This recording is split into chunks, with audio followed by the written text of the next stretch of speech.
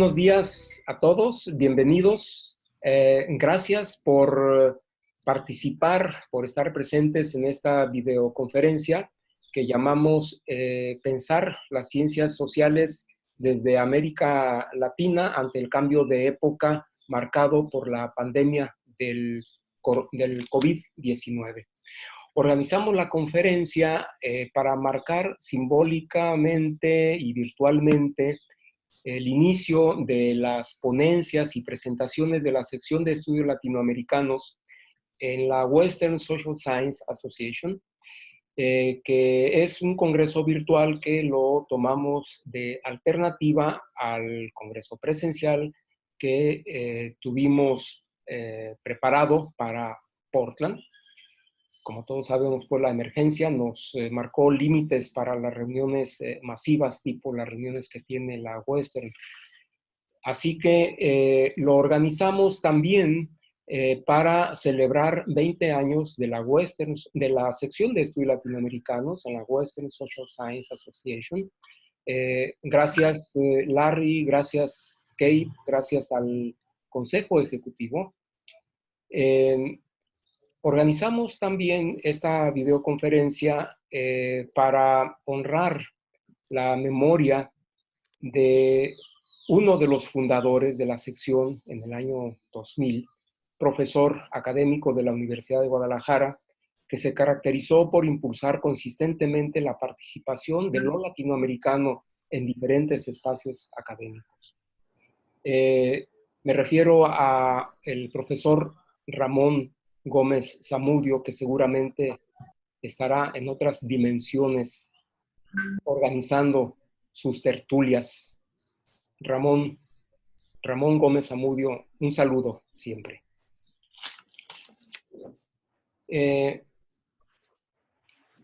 Agradecemos la participación en esta videoconferencia de colegas de México, de diferentes estados, Sonora, Colima, Ciudad de México, Estado de México, Puebla, Zacatecas. Me pierdo de algunos estados, me disculparán.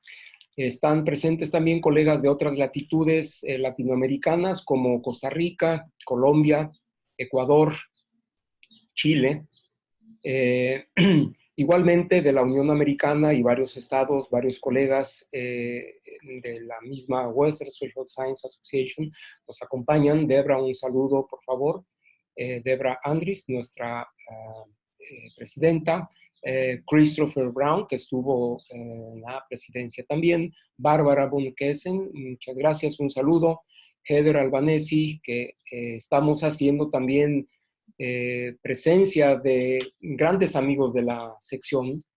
Prava Unitam, que estuvo también muy cerca de nuestra sección.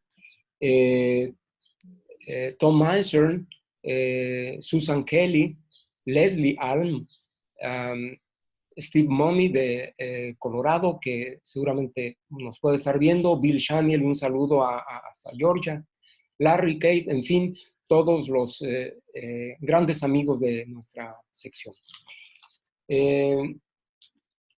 Dicho esto, vamos a dar la palabra al doctor Jaime Preciado. Perdón, Ignacio Medina, toma la batuta, por favor. Muchas gracias.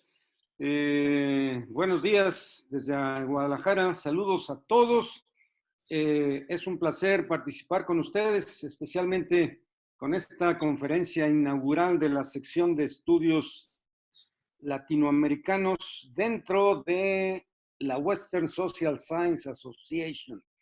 Es un placer participar, sobre todo recordando que precisamente hace 20 años, en el Congreso de Western Social Science Association en San Diego, fue por primera vez que inauguramos o reinauguramos otra vez la sección de estudios latinoamericanos. Y en este momento, para iniciar los trabajos de esta sección, pues otro gran gusto es presentar esta conferencia que nos va a hacer el favor de presentar el gran amigo y doctor Jaime Antonio Preciado Coronado, del cual les comento que él es doctor en estudios latinoamericanos por la Universidad de París III.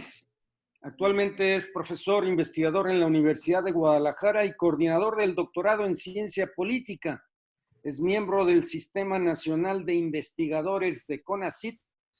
Fue jefe del Departamento de Estudios Políticos y Latinoamericanos de la Universidad de Guadalajara, presidente actualmente de la Red de Investigación sobre la Integración Latinoamericana y Caribeña, fue presidente de la Asociación Latinoamericana de Sociología y tiene varias líneas de investigación sobre temas de geopolítica de la globalización y democracia en América, geografía política y procesos electorales locales, política social comparada, municipio, gobiernos locales y descentralización.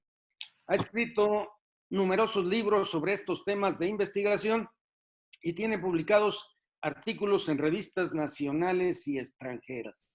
En este sentido, con una persona tan calificada académicamente, el tema que nos va a presentar es precisamente pensar las ciencias sociales desde América Latina ante el cambio de época marcado por la pandemia del COVID-19.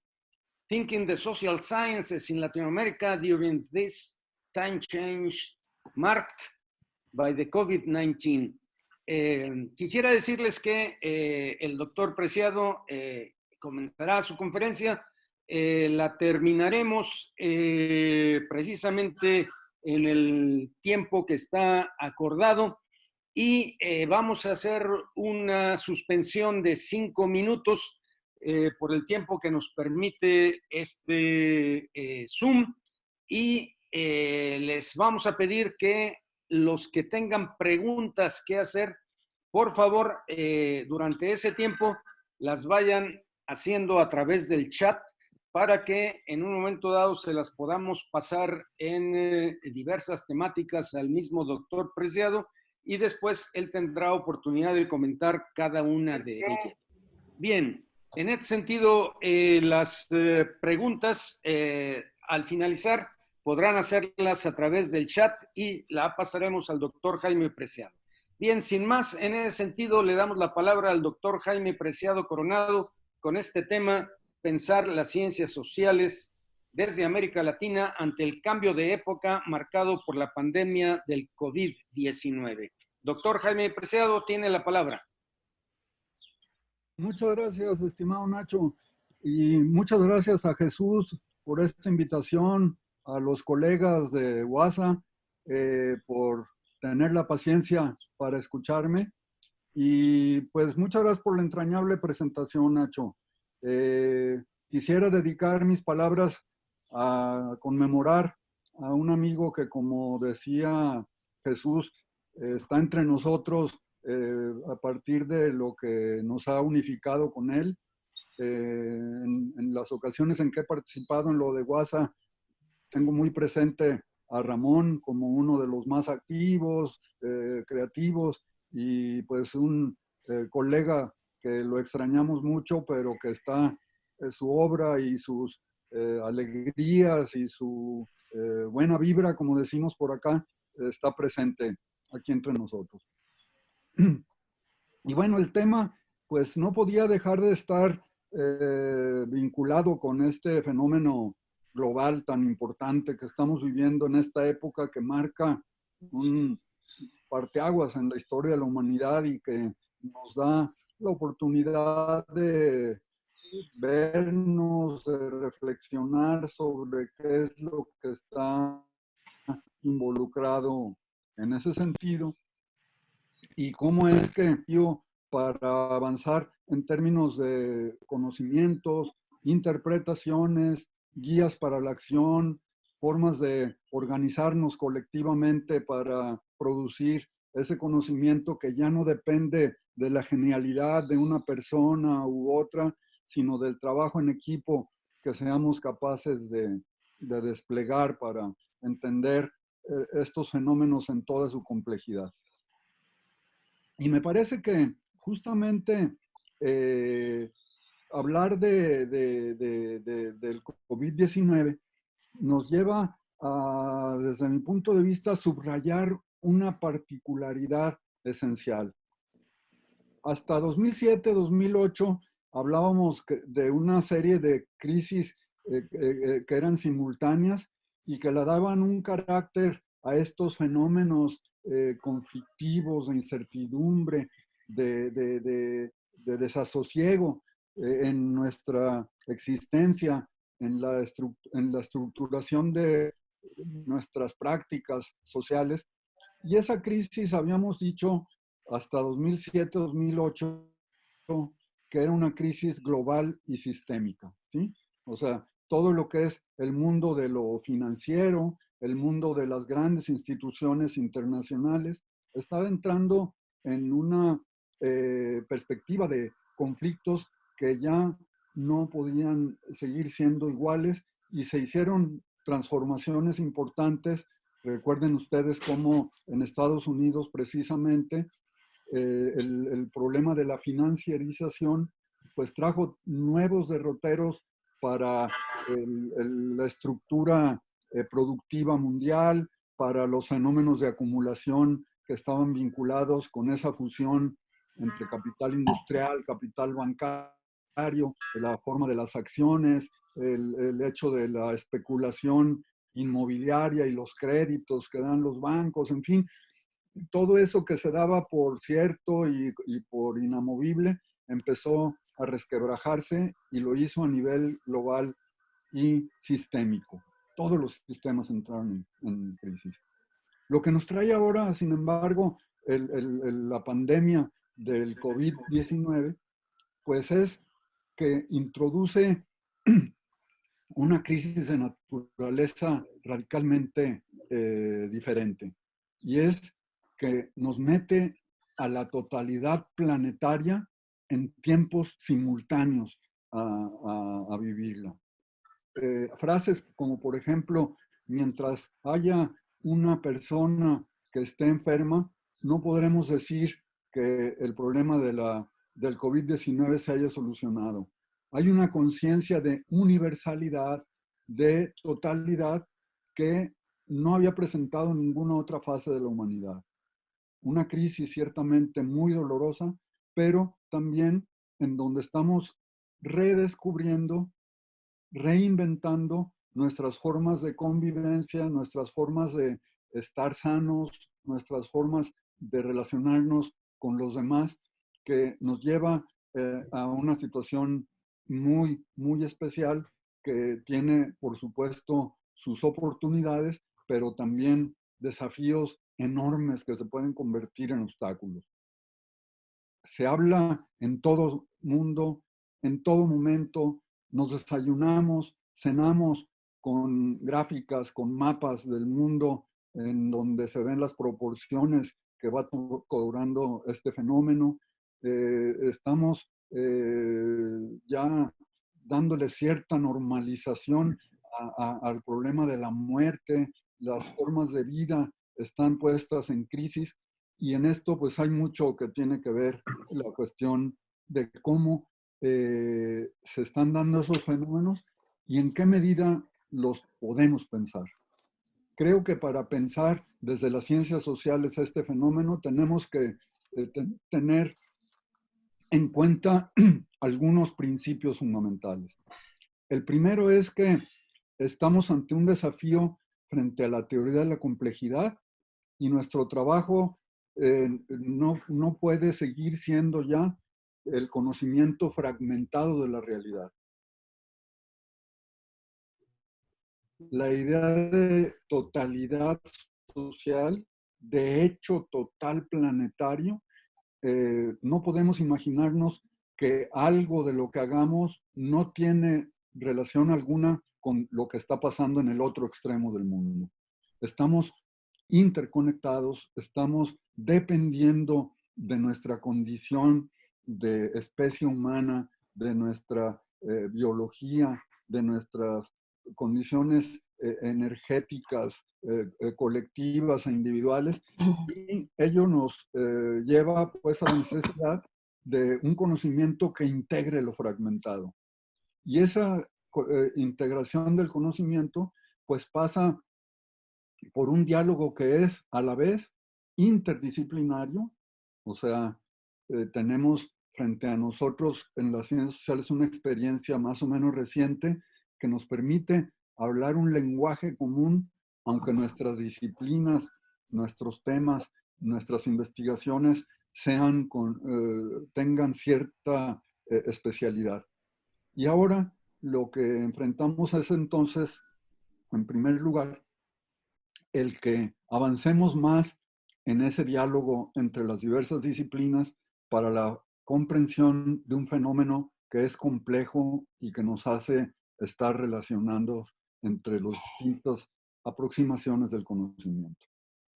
La segunda característica que yo veo importante aquí es que no es solamente lo interdisciplinario, sino que ahora estamos en lo transdisciplinario. Cuando hablamos de la crisis sanitaria, hemos entrado en diálogo con todo lo que significa la generación de un virus, las características de su presencia en el reino animal, en los laboratorios, en las aglomeraciones humanas, y ello nos hace pensar en que los médicos, los físicos, los matemáticos, también tenemos que tener un diálogo muy fecundo en relación con ellas y ellos, porque la reconstitución de la realidad en nuestro pensamiento, pues tiene esa mediación de que no es solamente el conocimiento de las ciencias sociales, sino es de todos los conocimientos y los saberes que la humanidad ha elaborado. De ese tamaño es el desafío que tenemos, porque ello incluye desde lo que significa lo más avanzado de la ciencia hasta lo más particular de los saberes populares, de la manera de cuidarse, de la manera de enfrentar sus condiciones ambientales más inmediatas y locales. Entonces, transdisciplinariedad e interdisciplinariedad nos desafían para ese nuevo conocimiento que estamos teniendo en América Latina, en todo el mundo, perdón. Y en América Latina, pues hemos logrado avances muy importantes. No sé si les suenen los nombres, por ejemplo, de Maturana o de Varela, que desde la biología han hecho contribuciones muy importantes para todo lo que se refiere a las neurociencias y a la manera de entender lo que es el proceso de vida. Porque aquí es donde tenemos el piso común. Estamos frente a una época que nos plantea claramente el escenario de apostar por la vida o de dejar que la muerte nos invada y nos destruya. Y en ese plano, el conocimiento biofílico, el conocimiento que apuesta por la vida, como el que produjeron Maturana y Varela en su momento, pues permitió que sociólogos, por ejemplo, de la talla de Niklas Luhmann, pudieran pensar en conceptos como el de autopoiesis, como el de autogeneración de la vida, como autogeneración a partir de procesos centrados en sujetos particulares con condiciones ambientales, físicas, ecológicas, que tenemos ciertos límites. Igualmente, en el mundo hay una nueva variable que está influyendo en la manera en cómo entendemos las ciencias sociales, y este es el de la geopolítica. Si ustedes ven lo que está sucediendo en términos de relaciones entre distintos comunidades socioespaciales, entre la nación, el espacio, los municipios y su poder local frente al poder del Estado Nacional, pues también se van a dar cuenta de que esta idea, la palabra misma ¿hay alguna cuestión? Una disculpa, es que creo, es necesario que todos desactiven sus micrófonos, por favor, porque tengo activos aquí a Alma Jessica, luego un correo que es CLB Vázquez, me parece. Entonces, para que no exista interferencia, por favor, con el audio. Bien. Bueno, entonces estaba pues en la idea de que el imaginario sobre geopolítica, es decir, aquello que relaciona el espacio y el poder, también se convierte en otro de los elementos claves para poder entender la magnitud a la que nos estamos enfrentando con el fenómeno de la pandemia del COVID-19. ¿Sí?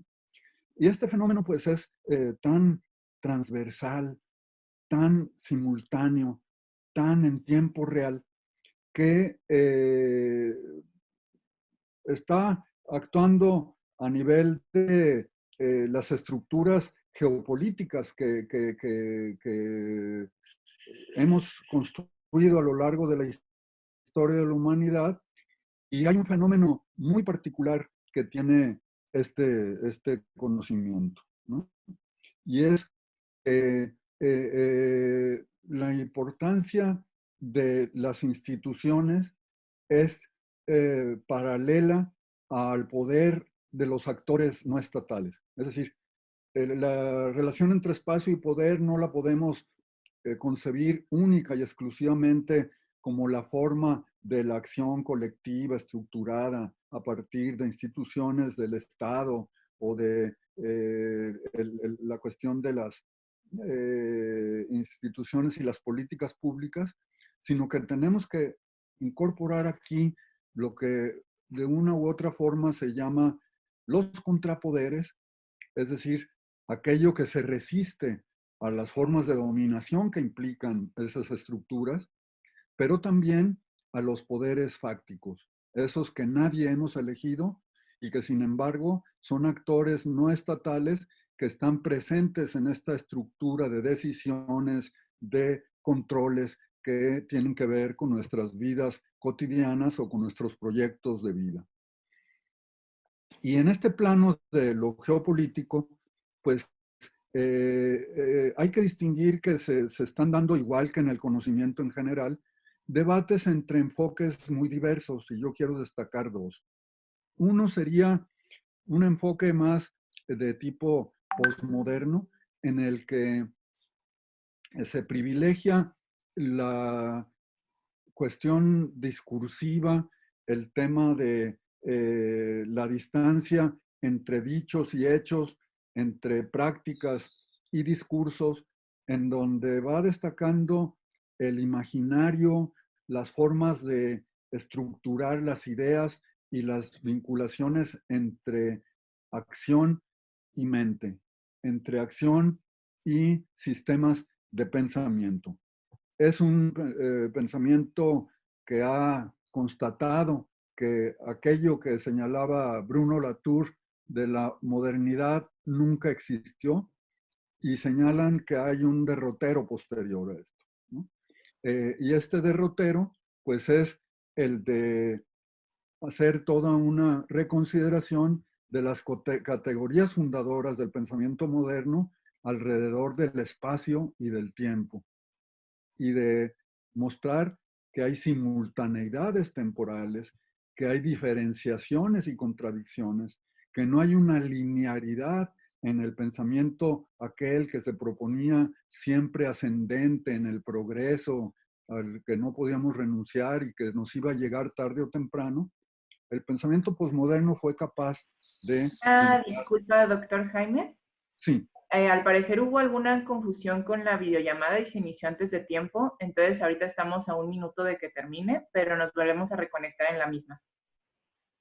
Muy bien. Sí, en un par Entonces de nos minutos, por favor. reconectamos a esto mismo.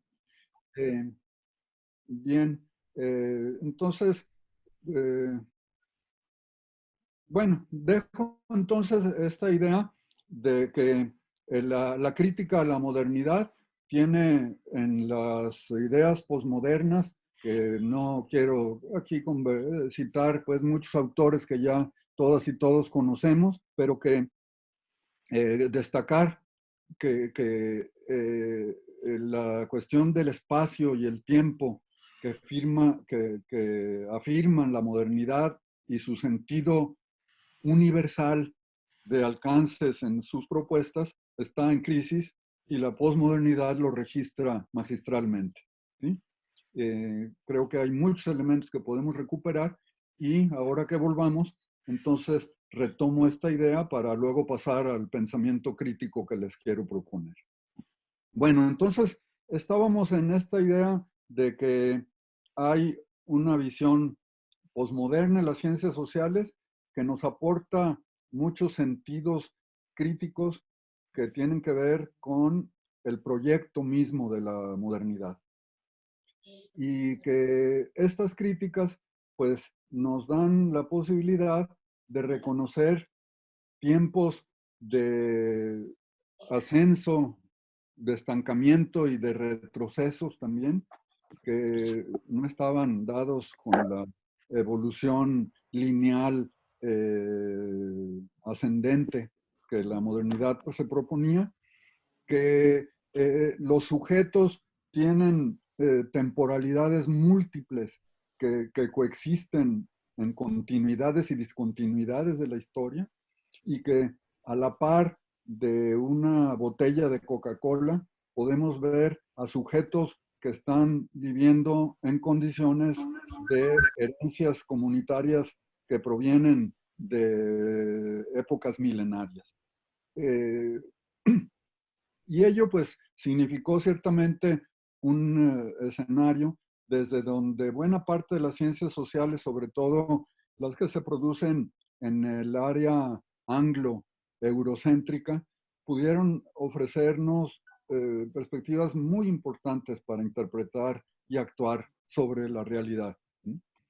Pero algunos problemas también se presentaban en esas concepciones y era en buena medida el problema del futuro, el problema de hacia dónde orientarnos con respecto a la utopía, con respecto a qué modalidades de acción tocan al sujeto.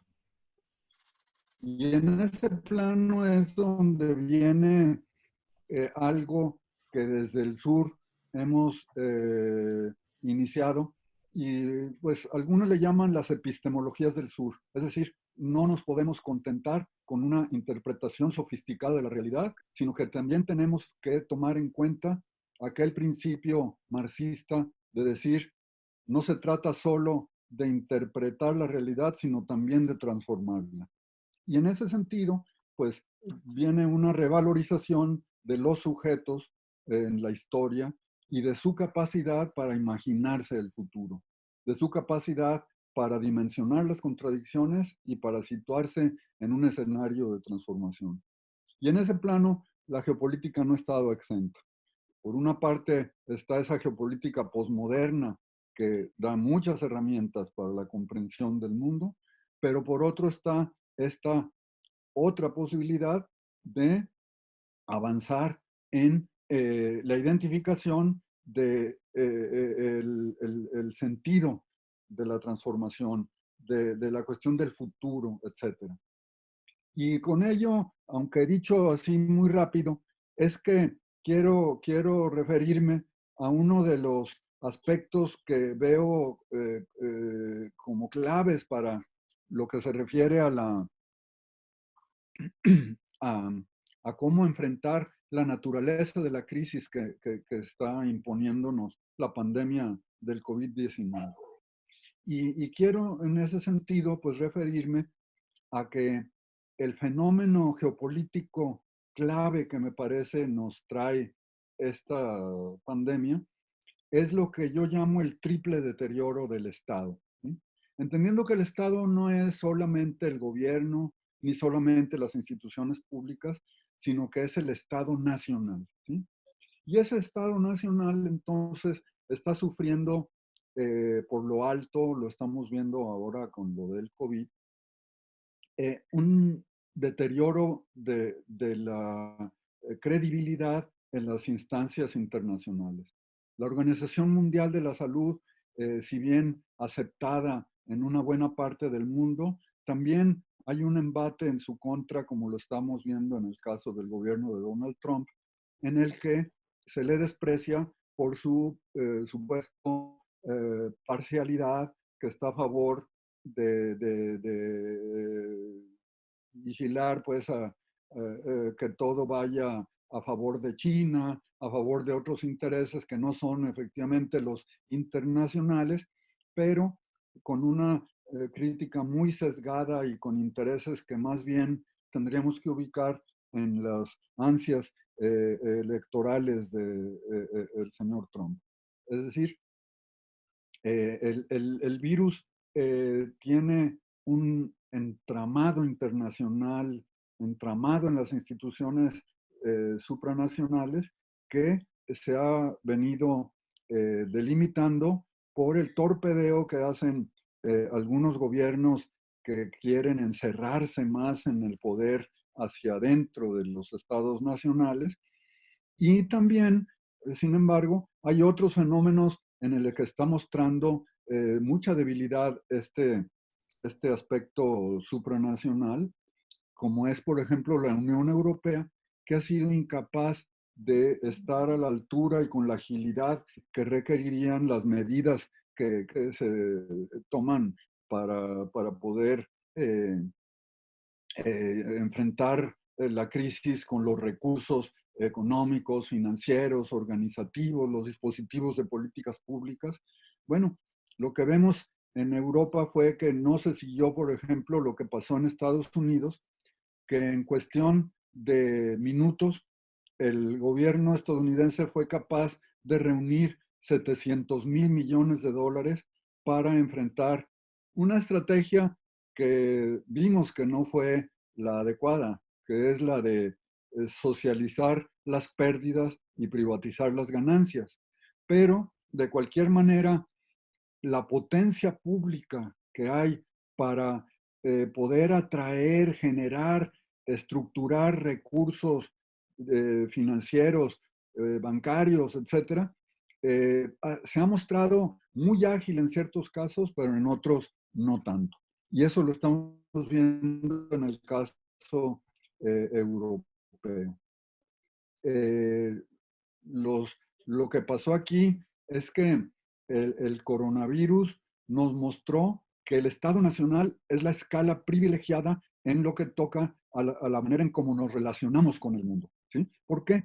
Porque los estados nacionales son los que pueden controlar las fronteras, son los que pueden controlar la movilidad, son los que pueden generar reglas, estados de excepción o inclusive estados de sitio, son las que disponen de las Fuerzas Armadas para poder estructurar las medidas disciplinarias en situaciones de emergencia, etcétera, etcétera, etcétera.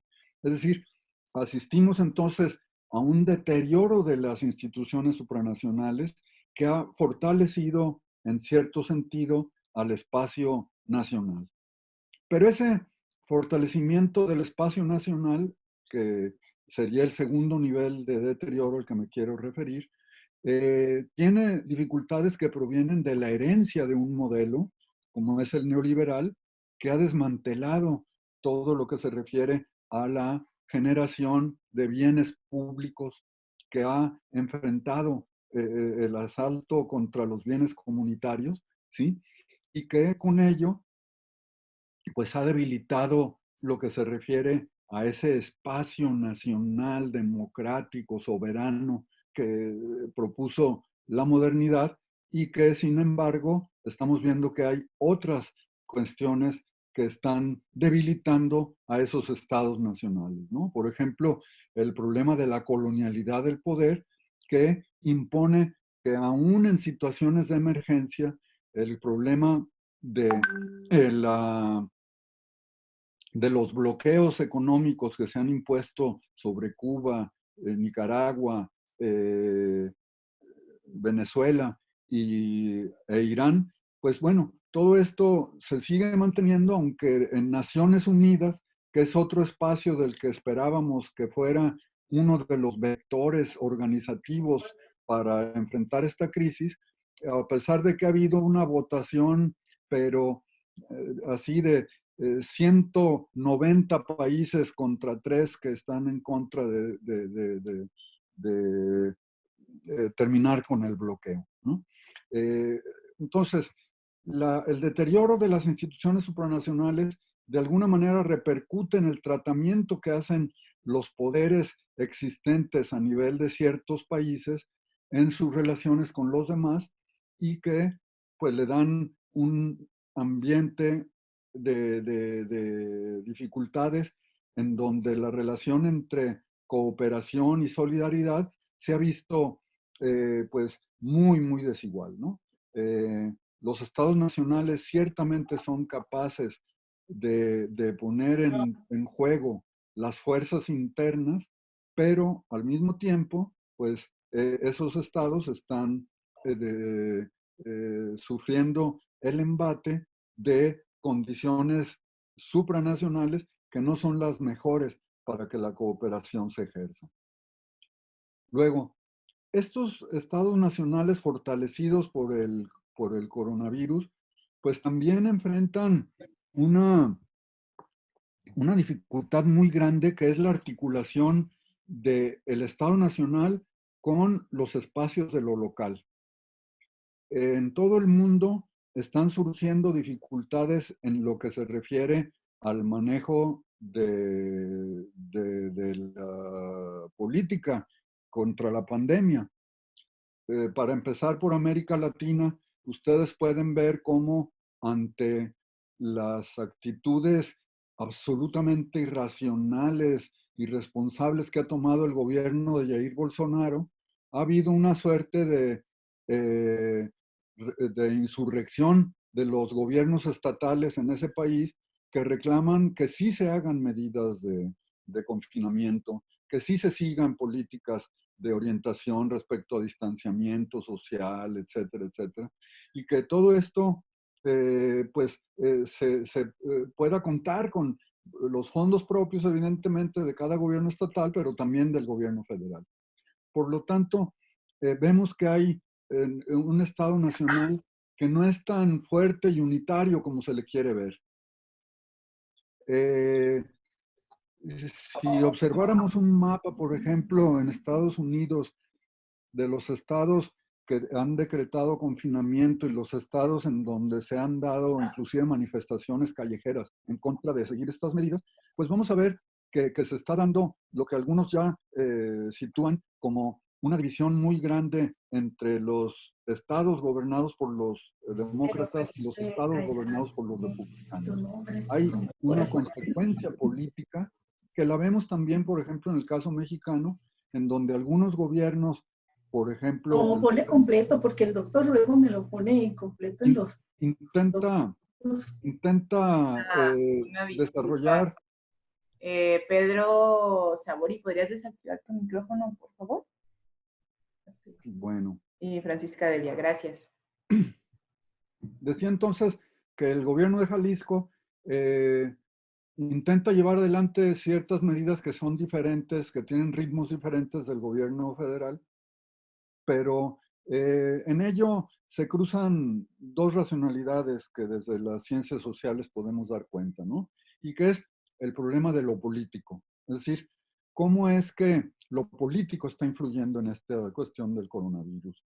¿En qué medida ese poderío que están recuperando los gobiernos locales, que están más vinculados con nuestro día a día, con nuestro espacio vivido, con el conocimiento de las condiciones más inmediatas que tenemos en lo material, pues ellos, sin embargo, aunque tienen una racionalidad teóricamente positiva, qué bueno que se fortalezcan los gobiernos locales y que puedan ganar mayor autonomía, pero hay otra racionalidad que es la electoral y que es la que también está influyendo en todas estas tensiones entre los gobiernos estatales y los, es decir, estatales entendidos como estados federados y el gobierno federal central, ¿no?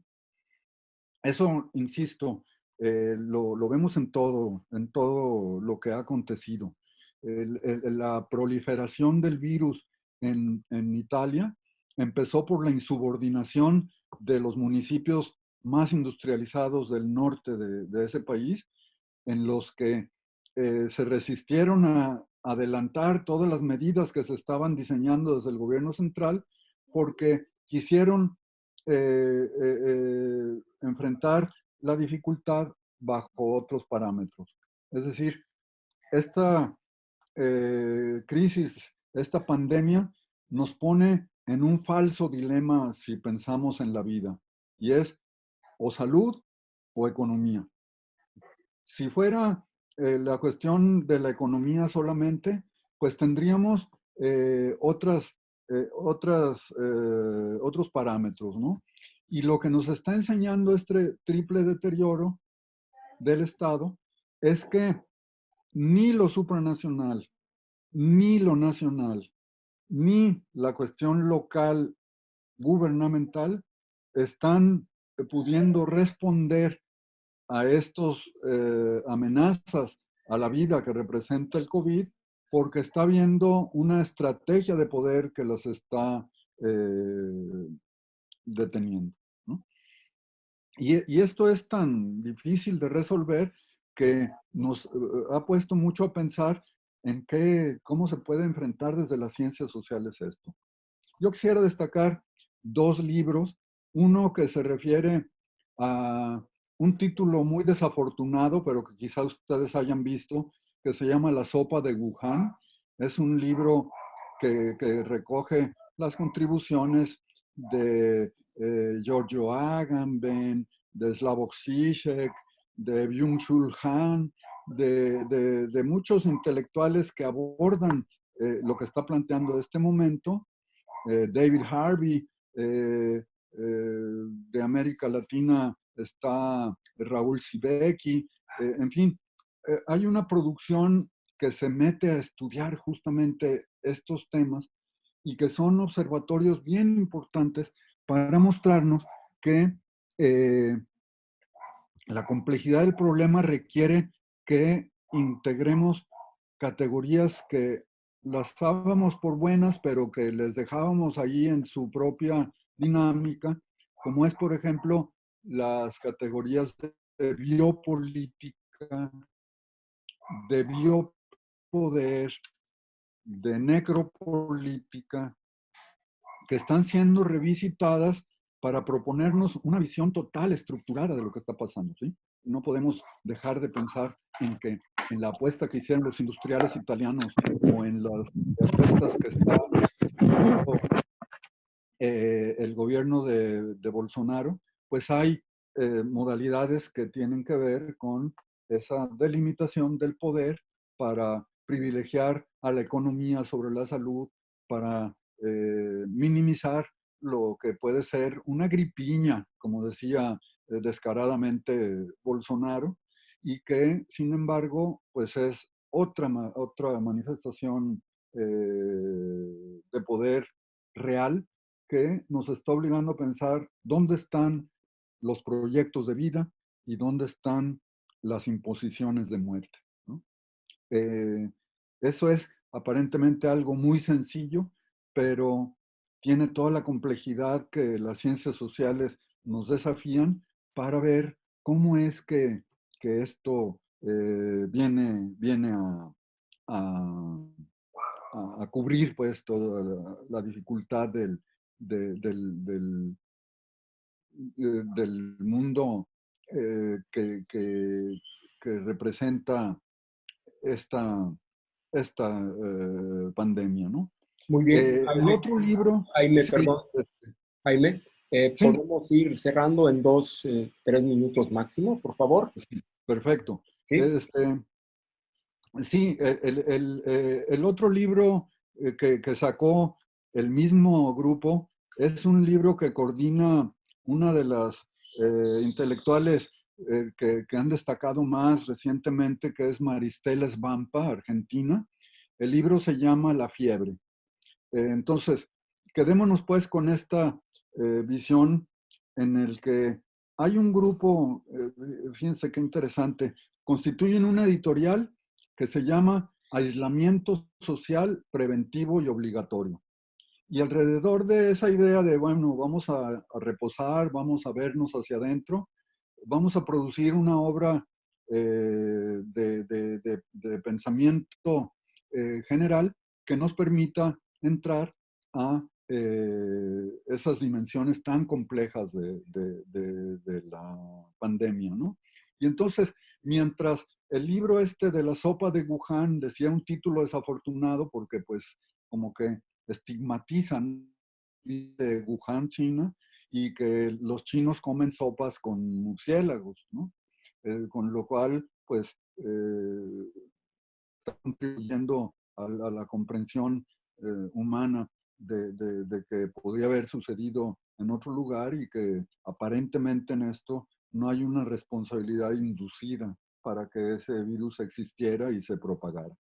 Y el libro de la fiebre, que dice en América Latina tenemos otras condiciones que hacen, por ejemplo, que pensemos que 2019 lo habíamos terminado como un año lleno de movilizaciones en Chile, en Chile, en Ecuador, en Bolivia, en Puerto Rico, en Haití. Y sin embargo, el COVID-19 también metió en la cuarentena a esos movimientos sociales.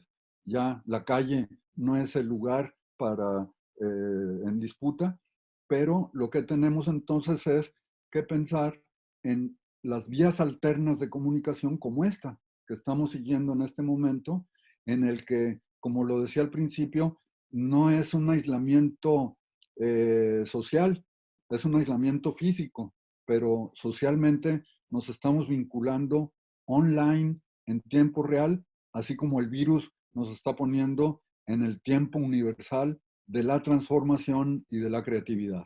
Muchas gracias.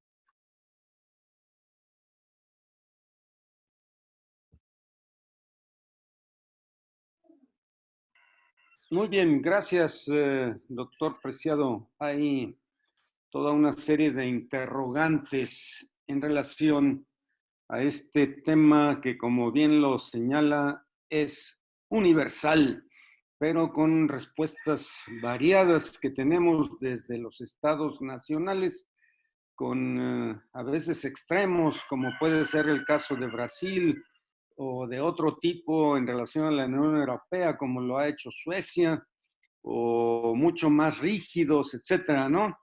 La cuestión estaría que de alguna manera con estos planteamientos tuviéramos a partir de ahorita un diálogo con aquellos que nos han estado acompañando en esta conferencia inaugural de la sección de estudios latinoamericanos de la Conferencia Internacional de la Western Social Science Association. En ese sentido, queríamos pedirles que si tuvieran sus preguntas pudieran enviarlas por el chat. En realidad aquí no tenemos todavía alguna pregunta expresa por el chat. Bajo esta perspectiva yo quisiera entonces simplemente abrir la posibilidad de hay que... una de Liliana Ivette Castañeda Rentería, perdón. ¿Perdón?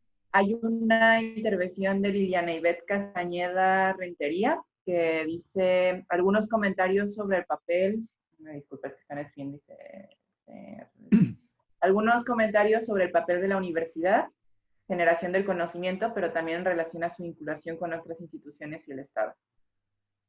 Bien, podríamos empezar con esto, doctor Preciado. El papel de las universidades en este tipo de problema mundial. ¿Algún comentario que pudiera darnos?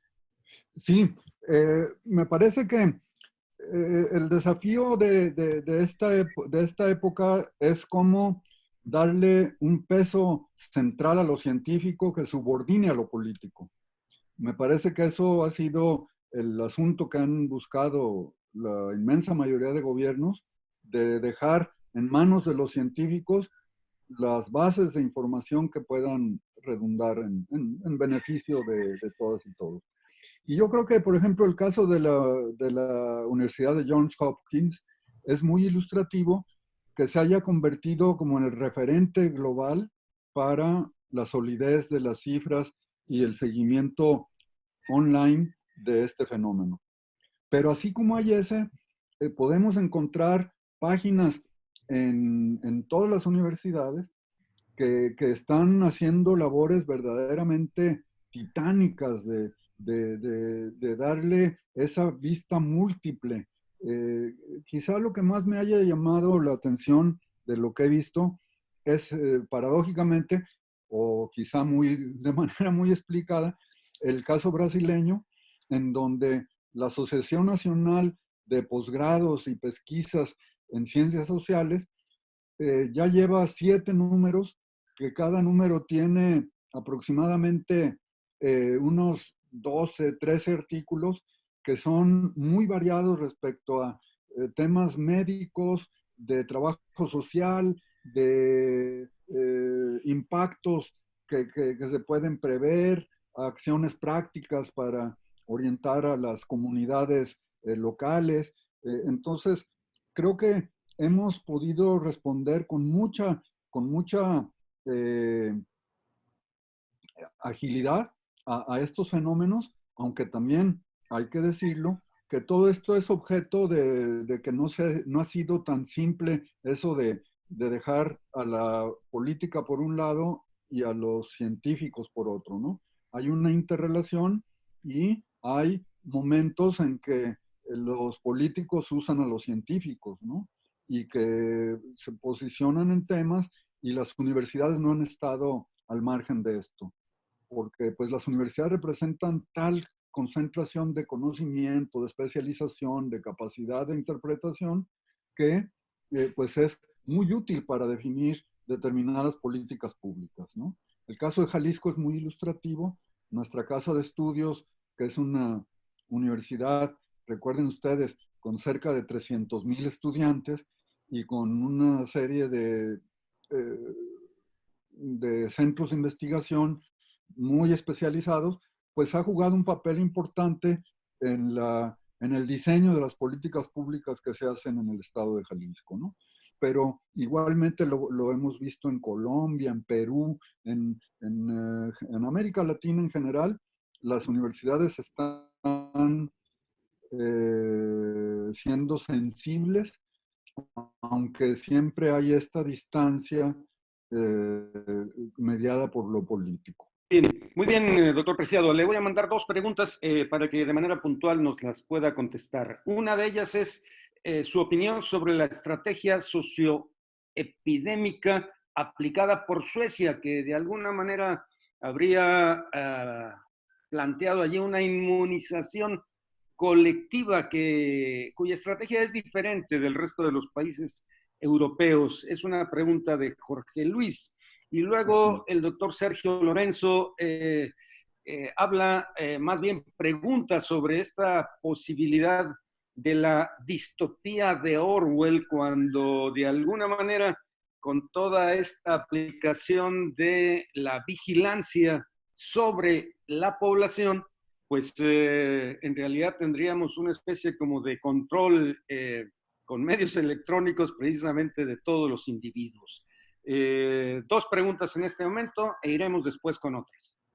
Muy bien. Bueno, respecto a la primera, pues se ha visto que Suecia ha tenido que corregir su estrategia inicial. Claro que hay que distinguir la infraestructura que tienen los países nórdicos respecto a capacidad hospitalaria, de camas, a unidades de cuidado intensivo, a respiradores, que les permitirían hacer una estrategia de contagio masivo que los hospitales podrían de alguna u otra forma enfrentar, ¿no? Sin embargo,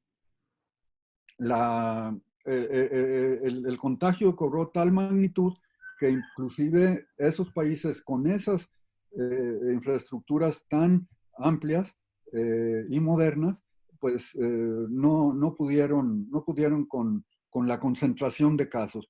Y eso es lo que se está siguiendo en la inmensa mayoría de países, el llamado a aplanar la curva, ¿no? Que es muy distinto a la estrategia de inmunización colectiva o de rebaño de inmunización, ¿no? Que le llaman otros. me parece que el caso sueco deja ver que sí hay la necesidad de no pensar una sola medida, pero ser capaces también de reconsiderar una vez que se ha aplicado una estrategia equivocada, ¿no? Y en ese plano, pues sí, me parece que hay muchas dificultades para poder hacer esto. Nuestros países, imagínense ustedes, con lo que representa, por ejemplo, ciertas cuestiones de salud que tocan muy diferenciadamente. Por ejemplo, lo que pasó en Ecuador. Recuerden ustedes esas escenas en las que no hay capacidad para inclusive poder enterrar a las personas en un lugar digno, en donde hay un sufrimiento por parte de las etnias, ¿no? Oprimidas en ese país, en donde les ha pegado más fuerte, y que pues hay que ver que el COVID-19 tiene un impacto muy diferenciado. Buenos días. Con respecto a las... Buenos días. Con respecto eh, a la composición étnica de los pueblos. Estadísticas, por ejemplo, del estado de Michigan en Estados Unidos han dejado ver que aproximadamente los negros, que representan el 30% de la población, han aportado el 70% de los muertos. Y eso, llevado a el avance que pueda tener este coronavirus en nuestras realidades, que son mucho más diferenciadas con respecto a etnia, clase, género, condición familiar, pues todo ello tendrá un impacto muy, muy diferente en nuestras zonas, ¿no? Respecto a la cuestión de redes sociales y medios de comunicación, me parece que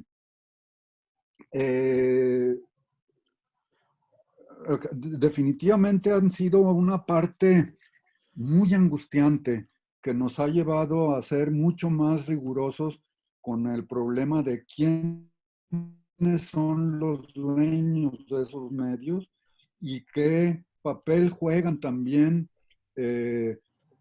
como toda esa producción individual de bots, de agresiones, de falsas noticias.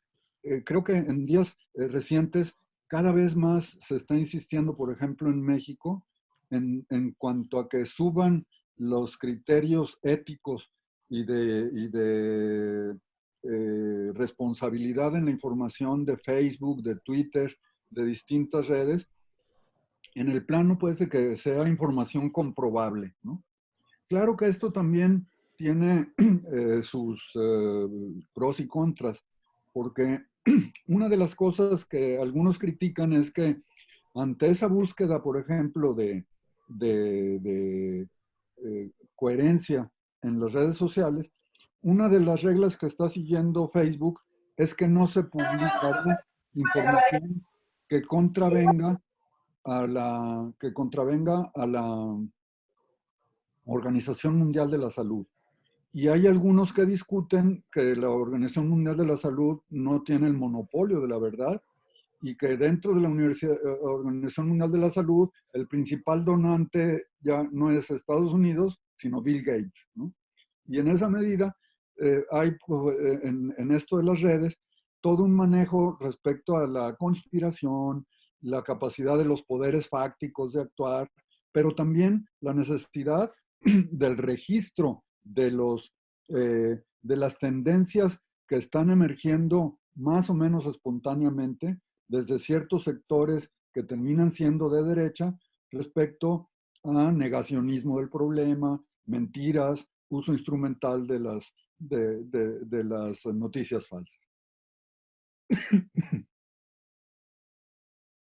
Bien, gracias, doctor Preciado. Tenemos un problema de tiempo porque ya solamente nos faltan 4 minutos, pero simplemente dejo a su consideración Otras preguntas que tenemos aquí, Celia Magaña insiste en que hay que seguir recordando al maestro Ramón Gómez en relación a toda su colaboración en la sección de estudios latinoamericanos y pregunta si hay una tentación de mayor control y represión a los movimientos sociales a partir precisamente de todo este contexto, por ejemplo, en Chile o el movimiento feminista, ¿no? Y luego una última pregunta de Abraham, dice, ¿qué impactos ha tenido y tendrá esta pandemia en nuestro país en la cuestión del presupuesto para las ciencias sociales? Sobre todo porque tiene la impresión de que a lo mejor pueden restringirse todavía más. Lo dejo a su consideración porque en realidad tenemos 3 minutos y a lo mejor nos da estos comentarios en uno para casi hacer un cierre total del doctor Jesús Ruiz. Bueno, lo que señala Celia se me hace muy, muy importante porque tiene que ver con una idea que quise haber transmitido más ampliamente y es la del estallido social en América Latina. El estallido, como lo dije al final, pasó a una cuarentena en donde el control tecnológico tiene sus pros y sus contras. El problema es que el manejo de los datos personales, la secrecía de estos, no tiene la legislación suficiente como para que no pueda ser utilizado por la inteligencia política, por partidos o inclusive por comerciantes que compran los datos que tenemos nosotros en nuestro celular. Los celulares han sido un elemento fundamental en todos los países prácticamente, en unos muy acertadamente como fue el caso de Corea del Sur, pero inclusive en Estados Unidos donde hay tanto recelo de los datos personales, los datos generales pueden ayudar mucho para que se pueda saber si estamos cerca o lejos, ¿no? Bueno, y esto pues también es un instrumento de control que puede focalizar efectivamente a los más radicales, que puede ver qué mujeres se están moviendo y en qué círculos, cuáles son sus cercanías, sus llamadas, sus interacciones. Todo eso es peligrosísimo si no es que hay un control social de esas bases de datos, ¿no? Y por último, yo creo que sí está habiendo ya una mejora en el presupuesto de las ciencias sociales. CONACYT tiene abiertos actualmente varios concursos que tienen que ver con investigaciones interdisciplinarias, transdisciplinarias, que investiguen sobre el coronavirus. Entonces yo creo que hay un panorama relativamente optimista en ese sentido, aunque ello no quiere decir nada en cuanto a minimizar los alcances de esta pandemia tan desastrosa. Muy bien, muchas gracias, doctor Jaime Preciado. Deben saber que podemos seguir intercambiando a través del chat. Vamos a estar más activos en el grupo de Facebook de la Latin American Studies Section. Tenemos la presencia de la compañera de Ramón Gómez. Si en los pocos minutos que nos quedan, Imelda nos quiere decir algunas palabras para cerrar esta conferencia. Sí, hola, buenas tardes. Bueno, para los que no me conocen, soy Imelda Rodríguez. Ante todo, muchísimas gracias por este bonito detalle de habernos invitado, de estar mencionando a Ramón. De nuestra parte, estamos muy agradecidas con toda la comunidad universitaria por todo lo que están haciendo por mi esposo. A nombre de la familia Gómez Rodríguez, Gómez Zamudio, les damos las gracias